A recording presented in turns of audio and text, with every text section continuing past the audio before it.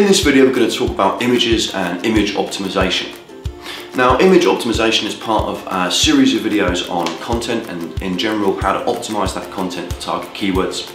So you can check out a whole range of videos on other topics such as videos and on-page content by clicking the links in the description. Images are a great way to bring any website or web page to life. They can punctuate content, they can accentuate content, they can make content more interesting or break down content that's hard to understand in a text-based format with a nice diagram or chart. And hence a lot of websites use images.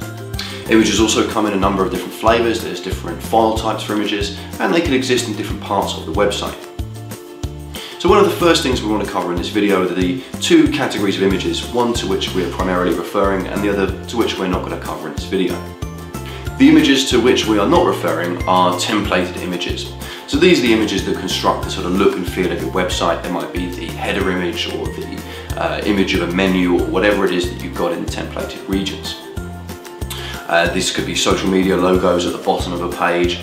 All of that is not really what we're discussing in this video. What we're talking about in this video are the images that sit typically within the content on a page. There are typically three areas that we look at when optimizing for images. These are file names, alt tags, and the speed at which the image loads. Now the first two are referencing or with regards to keyword optimization as well as some general best practice. The third is just to do with the technical nature of the image. There's a number of things that we can do to improve the rate at which an image loads on a page. Now images are typically going to be one of the largest things on a page, so they can really slow down load times. And load times are a major factor in Google's ranking algorithm. So you don't want to be adding images and compromising site load times. You want to be adding images without compromising those load times as much as possible. So there's really two separate components when we look at the areas of an image that we can optimize for keywords or for performance. So the first two are easy to cover off. File names should only include lowercase characters. They shouldn't include spaces. If you're using separate words, separate those words with a hyphen. They shouldn't be very, very long. Typically 3 to 4 words is more than enough. And the words used in the file name should also contain the target keyword or a variation of the target keyword, depending on how many images you're using on a page. The alt attribute of an image should also contain the target keyword or a variation of the target keyword, again depending on how many times how many images you're adding to a page. Neither alt tags nor file names are to be used as dumping grounds for keywords. A single image should be optimized to 1 or 2 very closely related keywords at the most. If you want to target more keywords, then you should add more images.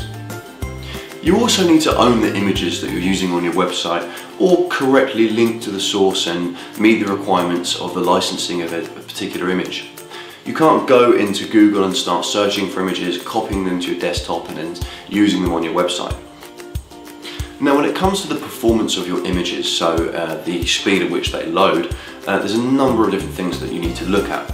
We cover some of these in more depth in our guide to page speed, but as a good top level overview, here's some of the things that you should consider. Use the minimum quality that you can get away with using. You don't want images to be at the absolute maximum quality. You can usually knock a little bit of this off while still maintaining a high quality image. Remove any metadata from the image by using a program that strips that out, such as Paint or Snagit. And compress images as well. You can usually get away with a certain amount of compression whilst keeping a certain amount of quality.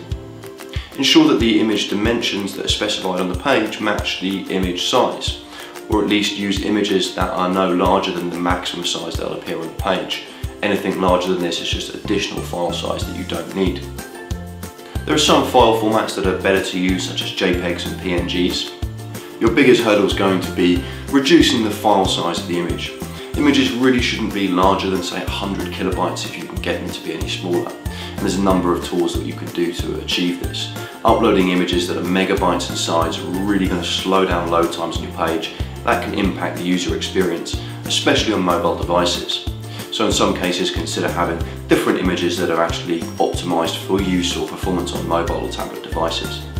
So in summary, File names should only contain 3 to 4 words, should be separated by hyphens, should be no spaces or underscores.